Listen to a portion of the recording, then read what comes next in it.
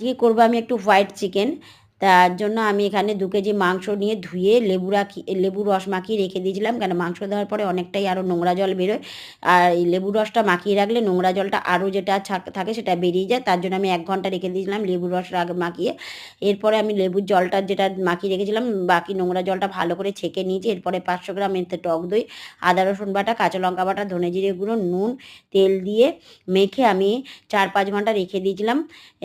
এরপরে আমি চিকেনটাকে ৫ ঘন্টা পরে রান্না করতে নিয়ে এসেছি। কড়ায় তেল গরম করতে দিয়ে গরম মশলা দিয়ে দিয়েছিলাম, গোটা গরম মশলা। এবার মেখে রাখা চিকেনটা আমি দিয়ে দিলাম।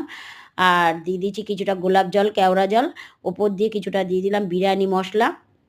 এই চিকেনটার মধ্যে আমি কোনো হলুদ ব্যবহার করিনি যেহেতু সাদা চিকেন করব। আর ভালো করে কষানো হয়ে গেলে এরপরে আমি দিয়ে দেবো কিছুটা পেঁয়াজ ভেজে রেখেছি। ওপর দিয়ে পেঁয়াজ ব্রেস্তা ভাজা দিয়ে নেড়ে চেড়ে নামিয়ে নেব। এটা লুচি পরোটার সঙ্গে ভীষণ ভালো লাগে খেতে।